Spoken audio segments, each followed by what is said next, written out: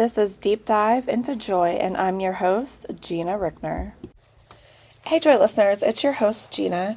Welcome back to today's episode on Deep Dive into Joy. This is the podcast where we talk about faith, our testimonies, and how we find joy in everyday life. And each week you will walk with me or a special guest. Now, today's guest is someone whose story will definitely move you. It will most certainly inspire you. And it's going to remind you that joy is not just for the easy seasons. I'm sitting down today with Hope Cummings. She is a mom of six, an adoptive parent, a cancer survivor, and a woman of deep faith. Now that's quite the list. Through every valley, through grief, fear, and the chaos of raising a big family, Hope has discovered what it means to live anchored in grace and filled with joy. Before we dive into her, I want to sponsor today's episode with 7 Weeks Coffee. Now, this is a new sponsor, and I'm very excited to have them on. So their mission is to promote godly values, provide excellent coffee, and protect every beating heart. So why did they name it 7 Weeks? Well, because at 7 weeks of development, a baby is the size of a coffee bean. So cute. And for the first time, a heartbeat is clearly detectable. So their coffee is sourced through direct trade. This is the only way to ensure farmers are paid honest and legitimate wages. So their coffee is harvested from award-winning specialty coffee farms. It's pesticide and mold-free, ultra-low acid, organically farmed. So at 7 weeks, they also do a direct impact. So they lead their business with tithe. Their donation process is transparent and simple, and all they do is just move the decimal one spot over. So through their coffee sales, they have donated hundreds of thousands of dollars, supporting immediate needs of pregnancy centers across the United States.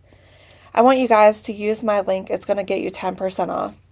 The link is https://snwbl.io/7-weeks-coffee/deep dive. That's all capital. Or you can use my code deep dive, all capital. Like I said, these links are a little long, so I do list them in the show notes to make it easier to find. And you can also find them under my highlights at gina.richner on Facebook and Instagram. So the second sponsor today is Beam. Now, Beam is my absolutely favorite supplement drink that I drink every night before bed. I have tried their chocolate chip cookie dough, their brownie batter. They have a new pumpkin spice out. And it really does help you fall asleep without the drogginess, and you get to wake up refreshed and renewed every morning. So you can discover, the power of clean, functional wellness with Beam Organics. And you'll feel better with them too. They have things like Beam Greens that has a powerful blend of 14 essential greens to support daily wellness and overall health.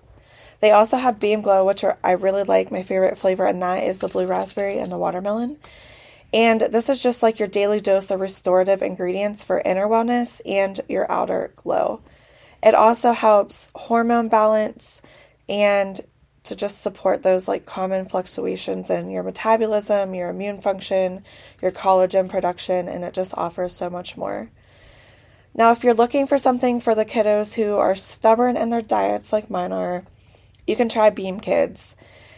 This is an all-in-one superpower. It's pediatrician approved with a blend of ingredients to support growth, immunity, and gut health. They even put it in like these easy packets that you can take on the go to make it easier for traveling. Like I said, my favorite is the Beam Dream, and my favorite flavor is the chocolate chip cookie, you guys. It's so good. But I look forward to drinking it every evening. I do it about 30 minutes before bed, and it just really does help you fall asleep. So Beam Organic is non-GMO, no junk, no fluff, just functional blends that taste as good as your grandma's homemade cookies. If you guys visit my link, it's beam.sjv.io/3 capital J, lowercase rr, 6K. And you can use my code SELL, all capital, 35 for 35% off your order. Like I said, these are also in the show notes so you can find them easier and on my highlights on Facebook and Instagram. Hope, I want to welcome you to the podcast. Thank you so much for coming on. It's an absolute honor, and I truly do admire you. So I start every episode with, what is your favorite drink? Definitely sweet tea. Everyone's sweet tea. Almost everyone I've had is tea. You need to be drinking more water. I'm just kidding. I know. Well, I do drink mostly water. I used to make my own sweet tea, but I don't even do that anymore. So it's a treat. Homemade sweet tea. That's yum. So we know each other because we attend the same church at TCC, and you have given me some inspiration during my cancer walk because you have gone through kind of the same story. But you have 6 kids, you went through adoption and walking through a cancer journey. So if we can just jump into that cancer diagnosis, how did that moment change you? Yes, it was life-changing, as you can imagine, since you've experienced it as well. It truly took me from what I would call like a basic, semi-entry-level relationship with Christ into full and complete reliance on God. Isn't that true? Yes. Yes. Yeah, because that's all you have left, yes. Right? You can't depend on yourself or, even the doctors. You can't really, they're doing the best that they know, but you have to give it all to God. Yeah. So what was the hardest part of walking through that cancer diagnosis? I think maybe not the diagnosis part exactly, but just once things got rolling, when I made it to a place in treatment where I was so drained, I couldn't be a wife or mother for more than like an hour a day. And that was just devastating to me when my whole life at that time was being a wife and a mother. And you didn't have all the kids at that point, right? Did you just have your 3? I had the 3 oldest, okay. And they were, at that time, 4, almost 3, and 1. Wow. So, approximately, yeah. Yeah. So they were little buggers at that time. Littles that really need their little mom. Buggers, yes, yes. They needed a mama. Were there any moments you felt God speak directly to your heart? Yes, at the beginning, like during diagnosis, I would not recommend this to most people, but I did research my symptoms and what it could be. Mm-hmm. And the Hodgkin's lymphoma is what kept coming up over and over again. And I do believe that God used that information to help prepare me for a diagnosis that I was going to receive so that I wasn't in complete shock and like punched in the face with it. I was kind of prepared to just hear, yes, that's what it is. Yeah. And then also at the very end, I'd gotten to the place where the treatments, like I said, had stripped life from me. And I was skeletal and just felt like I was dying on the inside. And so I prayed and I asked God, if I am to be done with treatments, please give me a sign. Let me know, make it clear to me. And the last treatment that I ended up going to, when I walked in, they always take your temperature. And if you have a fever, you're not able to take your treatment. And I had a fever that day. And I was like, thank you, Lord. I said, I'm going to be done today as well. Because then you have to start over again, like on the cycle that you were on. So not the whole treatment, but the cycle. And I knew my body couldn't handle repeating any more cycles. So I said, that was what I asked for from God. He gave it to me, and I'm going to be done. Yeah. And so then I moved on from there. So this isn't a question I had for you, but it just came to my mind because there's some people that feel like we shouldn't ask God for signs. Right. So how do you feel about that? Because you did ask him for one. Right. Now, I know in asking for a sign, I didn't mean like he was going to like put a neon flashing sign right. somewhere that says, stop chemo, stop chemo. But when I asked for a sign, it was more so, give me peace. I was ready to be done. There you go, yeah. Give me peace that I'm making the right decision. And the the feeling that came over me, the Holy Spirit, when they said you have a fever, it was like this peace went all through my body and said, this is it, you are done. Wow. And so that was just the confirmation for me. I love that was God's Spirit saying, you're done. So what helped you not lose yourself in the identity of cancer patient? Really at the beginning, mostly trying to keep things as normal as possible. I wanted to do my own grocery shopping. I wanted to care for my kids. I wanted to keep going to MOPS that I was going to. I just wanted to keep everything in their schedule and my schedule the same as much as possible, so that it wasn't a difference that way, which worked for the first little part of it until, like I said, once I ended up getting a virus, and that was the downhill slope after that. I had cytomegalovirus, CMV, and that with the chemo, I think that's what sent me over the edge near the end of my treatment. And from there, I had to have help pretty much round the clock with my husband and other people that came in. Yeah. But that just keeping things as normal as I could. And for a while, even after I was done with treatment, I would shy away from anybody asking about it. I didn't want to talk about it. I didn't want to just be identified as, Hope, who has cancer or had cancer or whatever. So I'd answer questions and be polite, but I also was just kind of like, so anyway, so how, what are you doing in your life? Like, what's going on? I tried to just change the subject from there. Now I'm more at peace with everything, and I understand, not that I didn't understand then that it was a part of my story, but you're just so immersed in it that you just wanted to come out of it for a while and talk about something different. See, my faith was different in that sense, because I felt like, not that I needed to shout it from the rooftops, but I just felt like, okay, I'm walking through this, and if I can just show my faith to people as I'm walking through it, and they see just how strong God is and what he's doing through it all, that it would be worth sharing it as I walk through it. But it doesn't mean it wasn't exhausting, right? Because it is. You're going through treatment, everyone's different, but I went through treatment and radiation and 2 major surgeries, and you are immersed in it. It's like every day you're walking through it, every week you're having appointments, trying to work, take care of your family. Yeah, it's a lot. And that's what, I never shied away from a conversation. I always talked. I wasn't, Yeah, you just didn't want it to be every day. Yes, I just didn't want it to be always, the only thing we ever talked about. I wanted to, live life. Other people's lives too. Yes. Yeah. So, what was going through your heart in those seasons? When you're walking through the cancer and just... lots of things.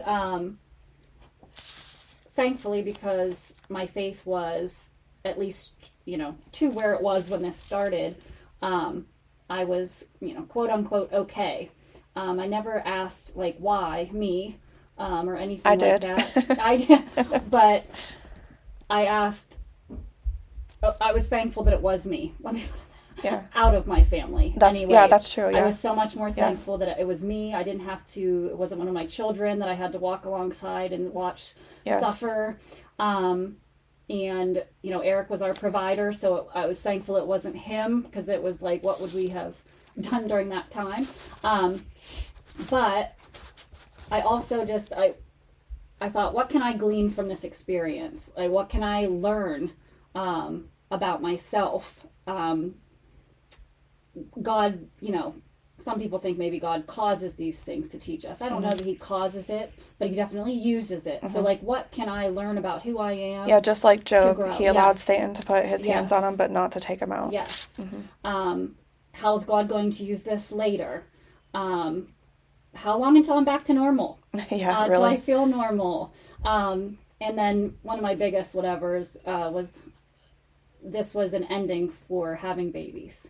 Yeah. Physically having babies, and that was really a huge blow, because like I said, during treatments, my baby at the time was a year old, And I had always envisioned at least 4 children for our family. So I was kind of grieving that being the end of that chapter. So those were some of the things going through my head and on my heart. So I guess you answered, the next question, because I was going to ask, did your faith look different during that time? But yes. Well, I can add a little bit to it. Control and being in control has always been a huge challenge for me in this life. So I think that was one of the things that God wanted me to learn. Was that I'm not in control. That's an illusion. And relinquishing control was a big deal. And that I had to finally completely surrender. And I knew I couldn't make it without complete surrender to him. So it was definitely a big deal for me. Yeah, I know for me it was like surrender. Yes. Such a big word. Yes. And it's so hard because it was like, I always felt like, okay, my family is not going to be okay without me. Yes. Like, please don't take me away from them. Yes. And I slowly had to learn that, to let that grip go and hand my children and even my husband to him, and know that if I was going to be here or not going to be here, they would be in his hands either way and be okay. Yes. It was just like, I didn't want them to have to go through that part of life of like not having their mom. Right. And so I was grieving that part of it. Yes, yeah. Absolutely. So I know during my journey, it definitely pulled me closer to God and my relationship with him. It hasn't been stronger. I think my faith is the strongest it's ever been right now. And I know that cancer is not anything anyone wants to walk through, but I believe his good comes out of every situation, hence this podcast.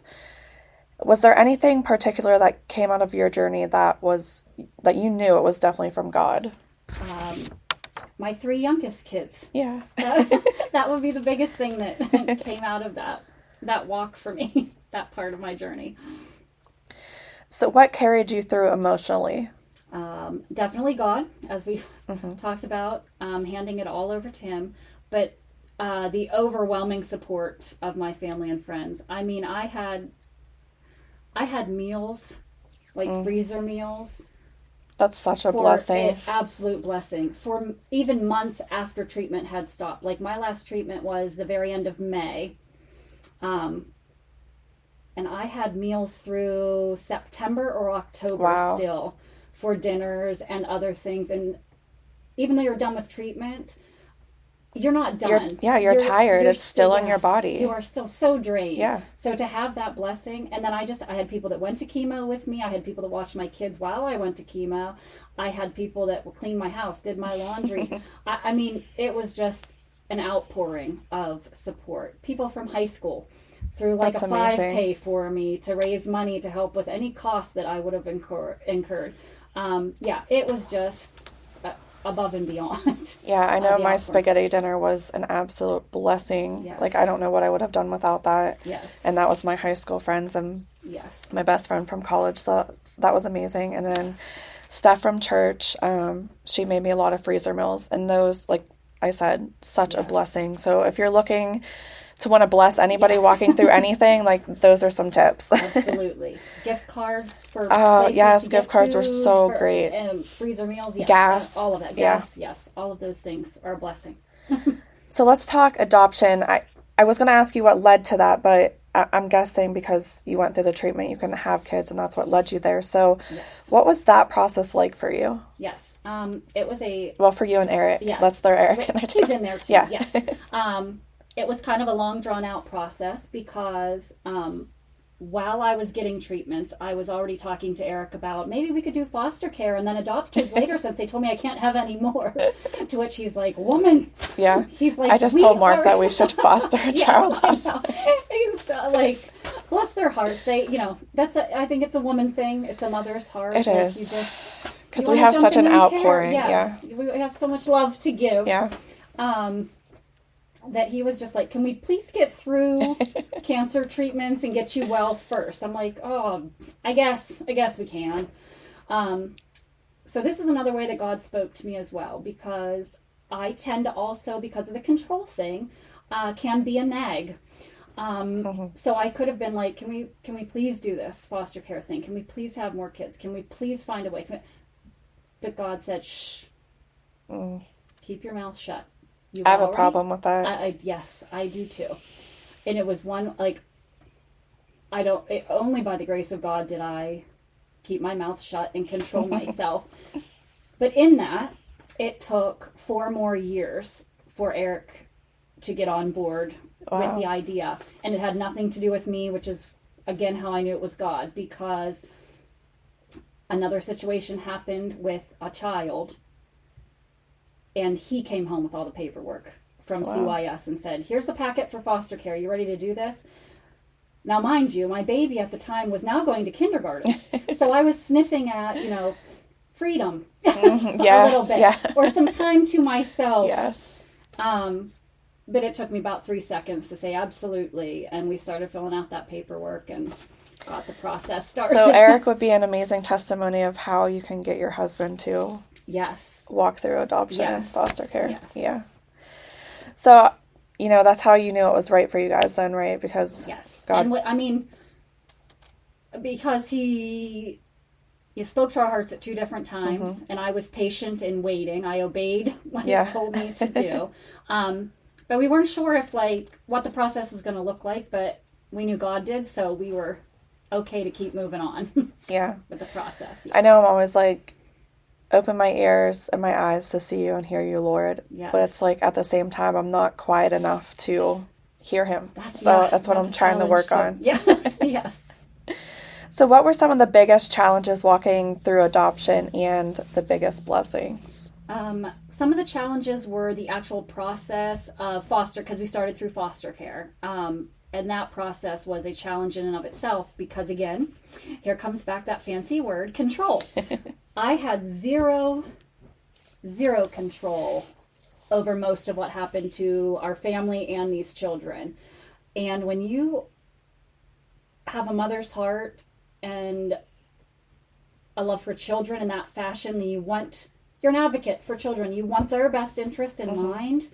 It is so hard to feel like you're not being heard when you're trying to speak for this child, and other people who don't have the child 24 hours a day are the ones who are making all of the decisions for that child. That's so true. It's really a challenge. So that was one of the challenges. And then the other challenge that we're kind of going through now is we just don't know a lot about, long-term side effects. All of our children were born addicted in some capacity, some less than others. But you don't know the long-term side effects of being born addicted. We don't know family histories. So sometimes questioning, is this a behavior that is natural to this child, part of their personality in general? Or is it something that, changed their DNA because of their beginnings? Yeah, that would be those rough. are some challenges. Blessings, though. Just everything that you see them do, grow, develop. Even things as simple as when they were losing their first teeth brought me to tears. Which is so dumb. But it's just every milestone for them I see, not that I didn't love those things with the first 3 children, but you're constantly comparing it to what you think their life would have been like. Yeah. And would have anybody have celebrated some of these simple things. My heart. And so just little silly things like the excitement of losing a first tooth. And it's this is a big deal. It's amazing. Where's my money from the tooth fairy? Yeah, where's my money from the tooth fairy? Oh, great. And usually tooth fairy's up at 3 a.m. And sneaking in there. And we're usually, he's already off to school and we're sneaking it on the pillow. Yeah. It's okay to not be perfect. No, that ship sailed along. Yes. Yes, for sure. So how do you create a sense of belonging and safety for all 6 of your kids? Well, because they're, it's a blended family. It is, yes. Or would you consider that blended? Kind of. I mean, my younger kids we have had a minimal conversation with them about being adopted. I don't think they have fully grasped what that means, and that they are there. To them, they're still, born from my belly, right into the family. But I think one of the biggest things is listening to them and not being distracted while they're sharing things with you. And sometimes, they're talking about things that don't interest you at all. Yeah. Like a video game, or like, look at what I built in this, and and you're like, oh, that's amazing. Like, stepping outside of yourself and truly listening to them. And also, anytime there's any type of struggle, reminding them that God chose them to be a special part of our family, and each one of them holds a special place here in our family. Right. Just how God created. Like, he sent them to this family. He sent all of our children to this family, and you have a special role here. So. And what a blessing for them to walk into a family that's so Christ-centered. Like, and they're going to grow up to just be so blessed. I love that. Yes, thank you. I pray that's what they will. They will. They hear you. Yeah. So what would you say to a family who's considering adoption but feels overwhelmed? Well, if God calls you to adoption, he will be with you every step of the way. You are still going to be overwhelmed. The entire journey is nothing but a huge cycle. Yeah, you think they can make it easier? There really isn't any. Like, I don't want it to sound like a big downer, but there really isn't anything that makes it easier other than, again, being tied into Christ. That is the only thing that sustains you. Like, you go crazy, you vent to somebody, and then you come back to Christ and you go, okay, where am I to go from here? Help me with these thoughts. Help me with all of, help me. I don't know where to go from here. And every time I cry out to him, he answers.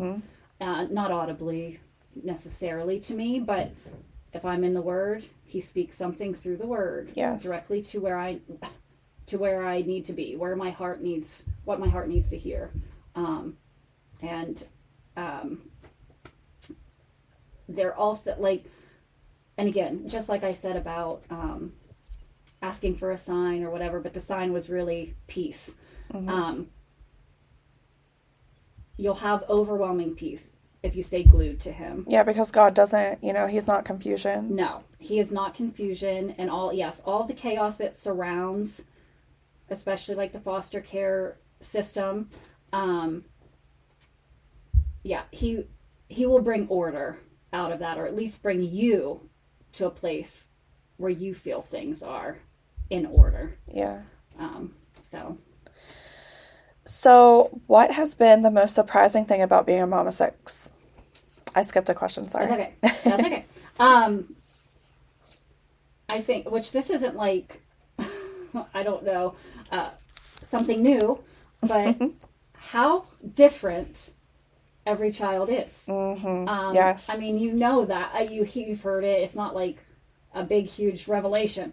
But they are each a complete original. There are some overlaps between my oldest son and then my oldest of the littles. There's some overlaps between Roland and Lincoln, my seconds. There's some overlaps in the age order from the bigs and the littles. There's overlaps between other areas, but when it comes right down to it, none of them are a complete, and that just goes to show you that God did not make us all the same. Yes.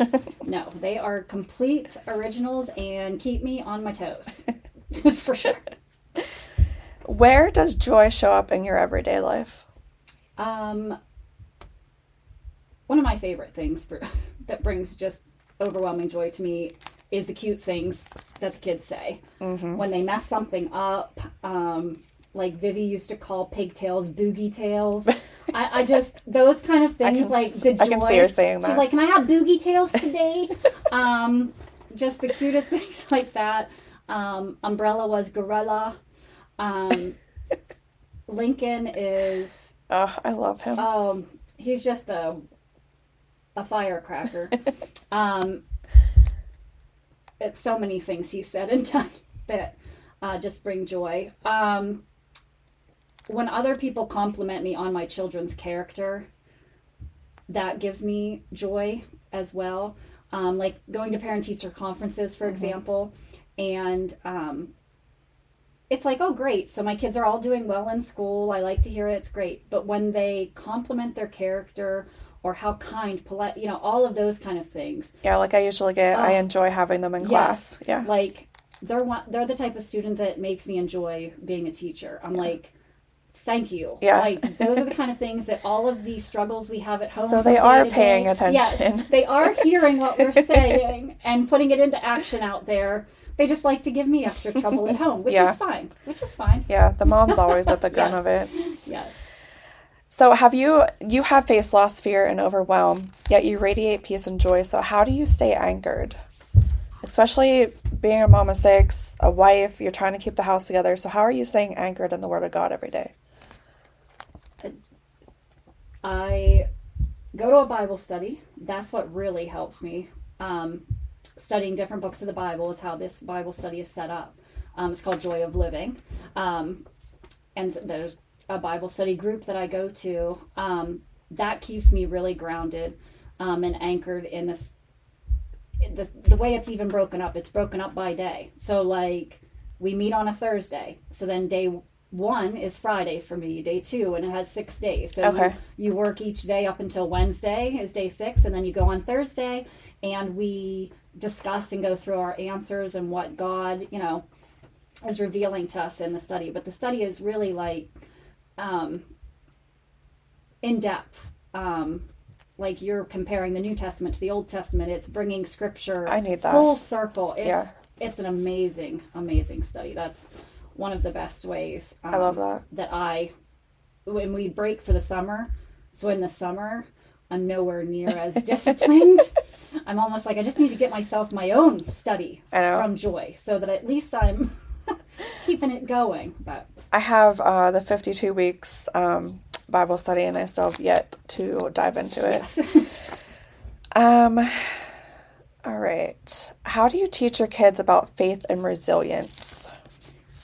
Well, easier said than done, but I try to live it out myself. I think that's one of the best ways because, action speaks louder than words. So I can tell them all day long, like, this is what God says, this is what we're supposed to do. And I do that also. Mm-hmm.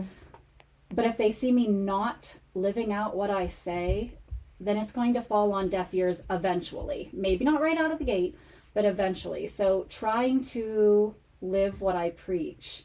And hopefully the kids someday will, not truly complain about me, but mention this, how I used to always say, well, let's see what God says about that. Yeah.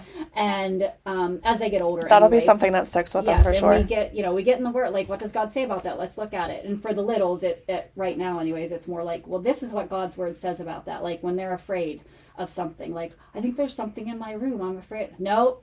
Yep. You have the power of God in you. That's what I do. You say Jesus and it flees. Yeah. So you say that and it's gone. Yeah. Like, and they're like, oh, okay. I think my kids were just talking about, or my daughter, she had heard somewhere that Kerwinsville Lake was haunted. I'm like, no, that's not even a thing. It's not in the Bible. Just forget about it. It's not even true. Yeah. Yep, exactly. I just ended it right there. Like, over. Chop it.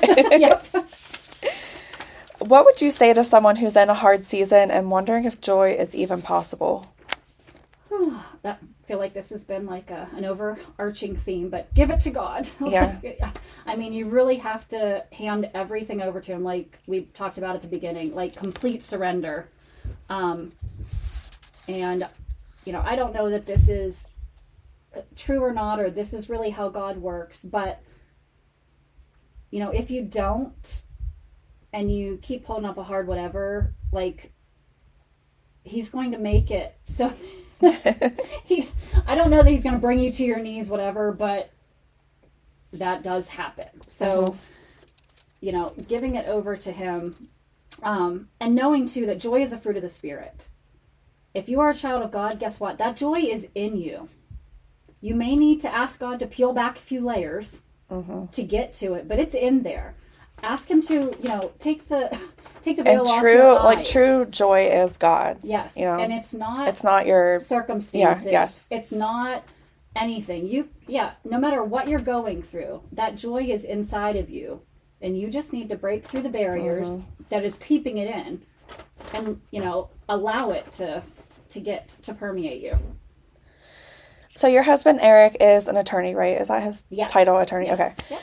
So how does that play into like everyday life, parenting and living? Because I'm sure you're probably having to take over majority of, not a downer on him because he's providing, working for the family, but you're probably having to take majority. So how do you guys like parent together as he's doing that? So kind of like where things, because he's definitely busy.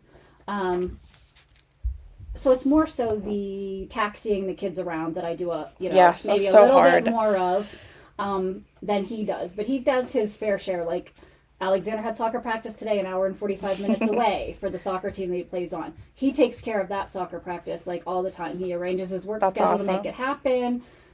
Makes it happen. So I may have to do some of those little things a little bit more than I want to some days. But he's always 100% there for our family. And when it comes to parenting, I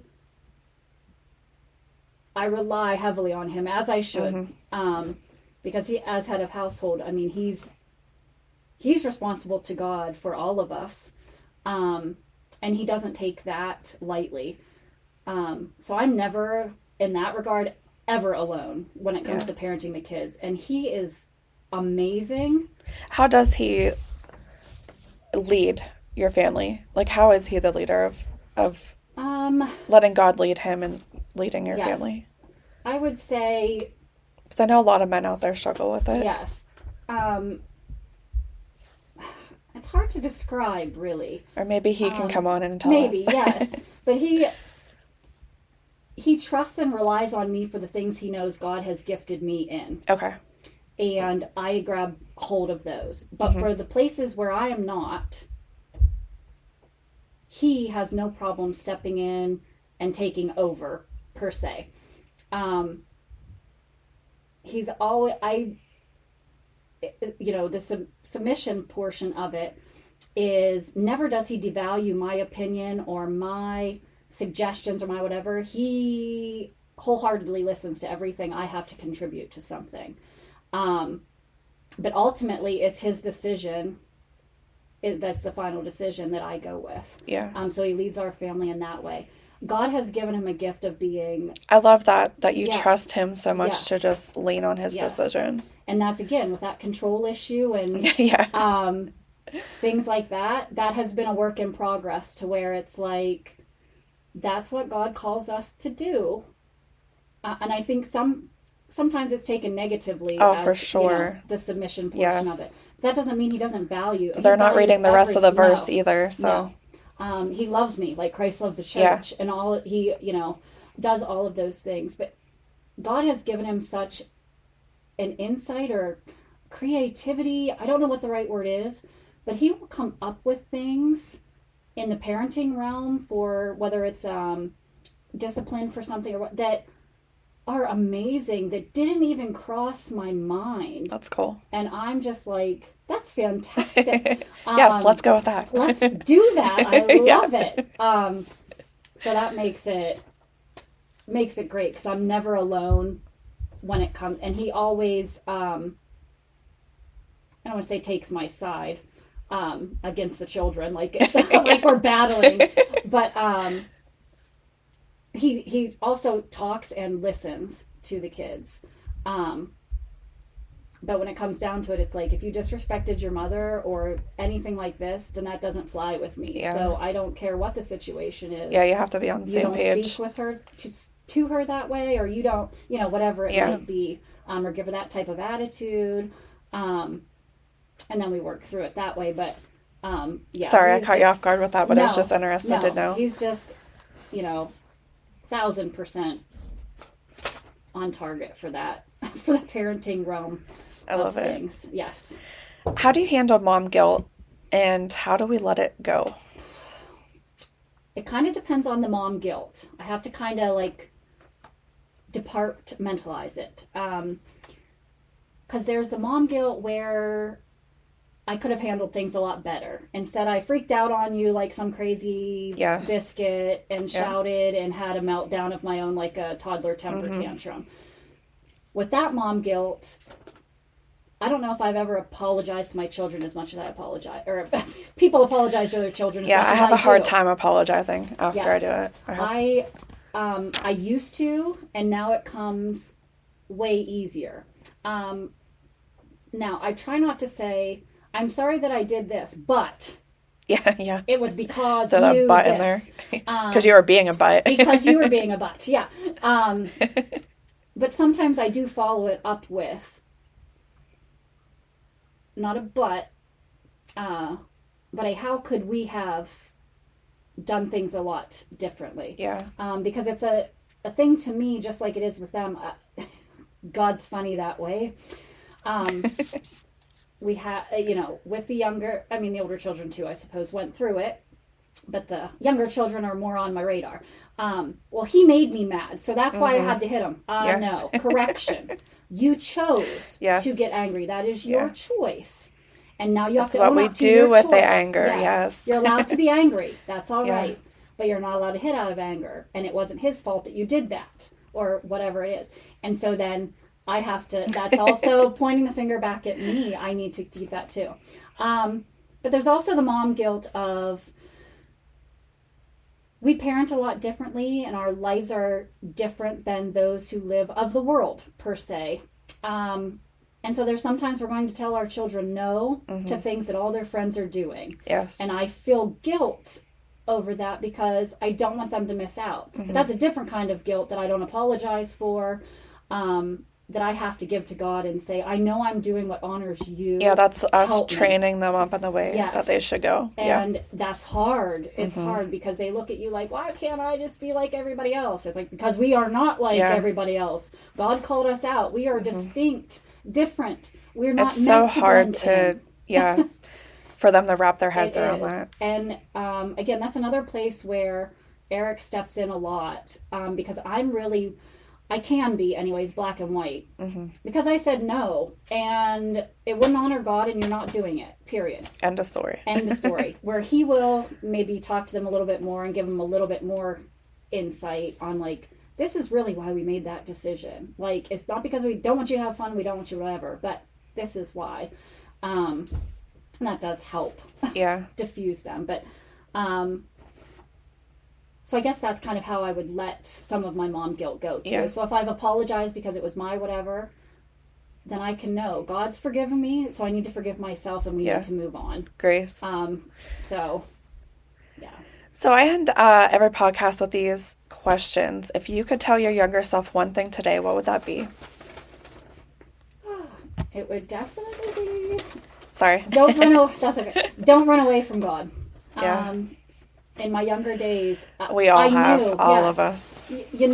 Multiple times. Yes, and you turn your back. Run full force right into his arms, because you're not going to be saved from every bad decision you made, all the consequences of those things. You're not going to be saved from them, but your life will probably look a lot better because you won't make as many of the dumb decisions that you maybe made.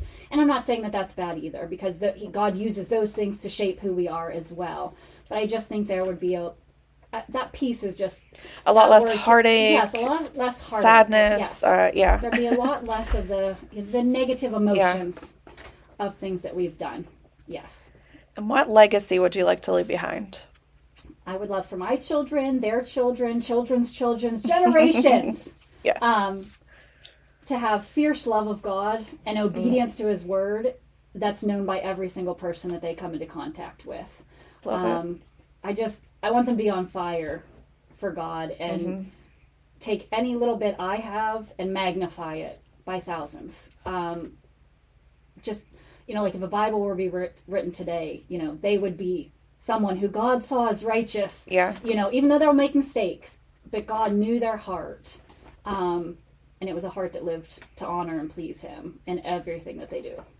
Yes. And what is your favorite Bible verse? My favorite Bible verse is 2 Corinthians 10:5, and it goes with that control issue. God has used this one for me so many times. But we demolish arguments and every pretension that sets itself up against the knowledge of God. We take captive every thought and make it obedient to Christ. My mind is my biggest enemy sometimes, and I have to almost moment by moment take some of the thoughts that go through my mind captive. I think just make them obedient. Women in general. Yes. Yeah. Minds overworking. Yes. Our minds are just constantly going and thinking of all kinds of things. Yes. Okay, so let's have some fun. We'll do some rapid fire. Coffee, tea, or chaos? I love both coffee and tea, depending on the situation. Yeah. Most used word in the house?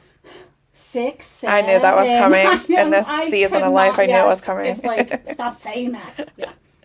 Favorite snack to hide from the kids? Chocolate. Just any chocolate. Yes, any chocolate. Any chocolate. Milky Ways are my favorite, but Milky Way Midnights. But any chocolate hidden. One word to describe adoption? Blessing. A place where you can feel God's presence the most? In my car, alone. I almost thought you were going to say closet for a minute. Kind of like the closet alone, but yes. My car, alone. One word to describe your life right now? Oh, eclectic. Sunrise or sunset? Definitely sunset. Yes, those are my favorite. I'm up at sunrise, but I don't want to be. Yeah. That's the hardest part for me. I need discipline on getting up in the mornings. Okay, Hope, thank you so much again for coming on. I really enjoyed sitting down with you today and just for sharing your heart and a look into your life. I know so many will feel encouraged by your story. I want to thank you all for joining us on Deep Dive into Joy today. If Hope's story blessed you, please pass it along to others. Share the show with all the people in your life, and I would appreciate it if you could please leave me a review. You can do that on Spotify or Apple Podcast. This is important for me just to know that you guys are enjoying the show, and it makes the podcast easier to find in the list. You can also subscribe to my YouTube page at youtube.com/Gina-Richner00. You can follow me on Facebook and Instagram at Gina.Richner. Here you will find more content and all my links highlighted in my favorite products. As always, go out and find the joy today. Bye, friends.